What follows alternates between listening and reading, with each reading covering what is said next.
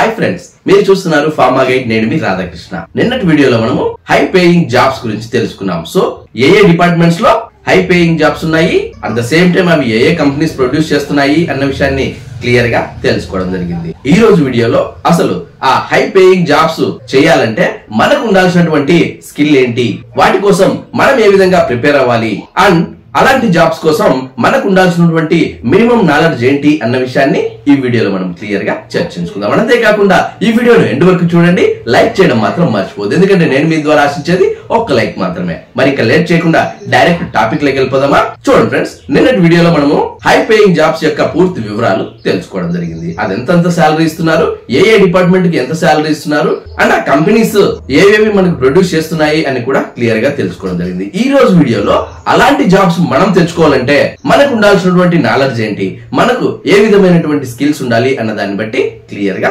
చర్చించుకుందాం. ముందుగా మనం గమనించినట్లయితే ఈ హై పెయిడ్ జాబ్స్ అనేవి 3 రకాలుగా ఉంటాయని చెప్పొచ్చు. ఆ 3 రకాలు ఏంటంటే, ఫస్ట్ వన్ వచ్చేలోపు సైంటిఫిక్ లెవెల్ జాబ్స్ అన్నమాట. ఇవి పక్కా స్టఫ్ ఉండాలి, అట్ ద సేమ్ టైం మనకు నాలెడ్జ్ కూడా బాగుండాలి మన సబ్జెక్ట్ పైన. నెక్స్ట్ సెకండ్ వచ్చేలోపు స్కిల్ ఓరియంటెడ్ జాబ్స్ అని చెప్పొచ్చు. ఇందులో మనకు వచ్చేలోపు కమ్యూనికేషన్ స్కిల్స్ బాగుండాలి, at the same time English మనకు బాగా వచ్చి ఉండాలి, అవతల వాళ్ళని కన్విన్స్ చేసే విధంగా మనకు ఇంగ్లీష్ వచ్చి ఉండాలి. థర్డ్ విషయానికి వస్తే టెక్నికల్ జాబ్స్ అని చెప్పొచ్చు. అంటే ఇవి పూర్తిగా సాఫ్ట్వేర్ తరహా జాబ్స్ అని చెప్పొచ్చు. ఈ జాబ్స్ కి వెళ్ళాలంటే ఖచ్చితంగా మనము ఏదైతే టార్గెట్ చేస్తామో ఆ టెక్నికల్ జాబ్ యొక్క సాఫ్ట్వేర్ ని మనము ఖచ్చితంగా నేర్చుకోవాల్సి ఉంటుంది. ఈ 3 డిపార్ట్మెంట్స్ పైనే ఈ హై పేయింగ్ జాబ్స్ అనేవి డిపెండ్ అయి ఉంటాయని చెప్పొచ్చు. ముందుగా చర్చించుకున్నట్లు ఫస్ట్ విషయానికి వస్తే సైంటిఫిక్ లెవెల్ జాబ్స్ అని చెప్పొచ్చు. ఈ సైంటిఫిక్ లెవెల్ జాబ్స్ లో ముఖ్యంగా రీసెర్చ్ ఉంటుందని చెప్పొచ్చు. అంటే R&D డిపార్ట్మెంట్ చెందినటువంటి, నిన్నటి వీడియోలో ఆల్రెడీ చర్చించుకోవడం జరిగింది ఈ R&D డిపార్ట్మెంట్ గురించి, అందులో ఉన్నటువంటి సబ్ డిపార్ట్మెంట్స్ గురించి. అలాగే analytical, research and development, clinical research, ఇవన్నీ కూడా ఈ సైంటిఫిక్ లెవెల్ లోనే వస్తాయని చెప్పొచ్చు. అంటే మెడికల్ రైటింగ్, సైంటిఫిక్ రైటింగ్, ఈ విధమైనటువంటి జాబ్స్ అన్ని కూడా ఈ రీసెర్చ్ లెవెల్ లోనే వస్తాయని చెప్పొచ్చు. నెక్స్ట్ సెకండ్ కు వచ్చేలోపు స్కిల్ ఓరియంటెడ్ జాబ్స్ అని చెప్పొచ్చు. ఇందులో వచ్చేలోపు మార్కెటింగ్ జాబ్స్ ఉంటాయి, పర్చేస్ జాబ్స్ ఉంటాయి, అలాగే ప్రోడక్ట్ మేనేజ్మెంట్ జాబ్స్ ఉంటాయని చెప్పొచ్చు. సో ఇందులో కమ్యూనికేషన్ స్కిల్స్ బాగుండాలి, ఖచ్చితంగా మీకు ఇంగ్లీష్ ఫ్లూయెంట్ ఇంగ్లీష్ వచ్చి ఉండాలి, అలాగే మార్కెట్ పైన అవగాహన ఉండాలి. సో ఈ 3 పాయింట్స్ మీకు ఖచ్చితంగా ఉన్నట్లయితే ఖచ్చితంగా మీరు ఇలాంటి skill oriented high paying jobs కి మీరు ఎలిజిబుల్ అవుతారని చెప్పొచ్చు. ప్యాకేజ్ కూడా మీరు ఎక్స్పెక్ట్ చేసిన దానికంటే ఎక్కువే ఉంటుంది, మీ స్కిల్ కి తగ్గట్టు ఏమాత్రం తీసిపోదు అనడంలో ఎలాంటి సందేహం లేదు.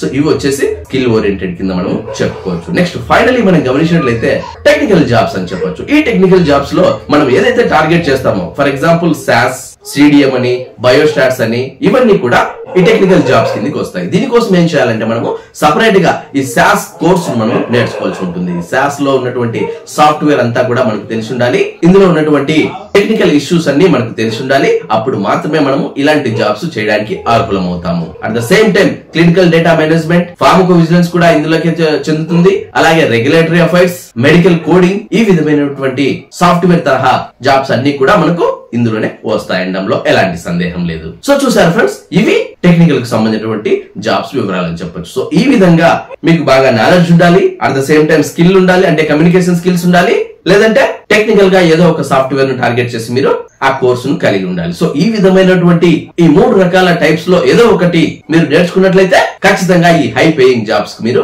ఎలిజిబుల్ అవుతారని చెప్పొచ్చు. సో చూసారు ఫ్రెండ్స్, నిన్నటి వీడియోలో చాలా మంది వీటిపైన డౌట్స్ అడగడం జరిగింది. ఆ డౌట్స్ అన్నిటికీ ఈ వీడియోలో క్లియర్ కట్ ఆన్సర్స్ దొరికిందని అనుకుంటున్నాను. ఇంకా మీకు ఏమైనా డౌట్స్ ఉంటే కమెంట్ రూపేణ అడగండి, తప్పకుండా నేను మీకు రిప్లై ఇస్తాను. సో చూసారు ఫ్రెండ్స్, ఇలాంటి ఫార్మా స్టాఫ్ లేటెస్ట్ అప్డేట్స్ మరియు ఫార్మా జాబ్స్ కోసం మన ఫార్మా గైడ్ కు సబ్స్క్రైబ్ చేయండి. ఈ వీడియో మీకు నచ్చినట్లయితే లైక్ చేయండి, ఎందుకంటే మీరు లైక్ చేస్తేనే ఇలాంటి మరెన్నో వీడియోలు మీ ముందుకు తీసుకొస్తాను. అంతేకాకుండా మీకు ఇంకా ఏమైనా డౌట్స్ ఉన్నా, కామెంట్స్ ఉన్నా డైరెక్ట్ గా కమెంట్ బాక్స్ లో టైప్ చేయండి, వెంటనే నేను మీకు రిప్లై ఇస్తాను. అండ్ ఫస్ట్ టైం మన ఛానల్ చూస్తున్నట్లయితే సబ్స్క్రైబ్ చేయండి. సబ్స్క్రైబ్ చేయగానే పడైపోలేదు గైస్, పక్కన ఉన్న బెల్ ఐకాన్ మీరు ప్రెస్ చేయడం ద్వారా నేను వీడియో పెట్టిన వెంటనే మీకు నోటిఫికేషన్స్ ద్వారా అలర్ట్స్ వస్తాయి.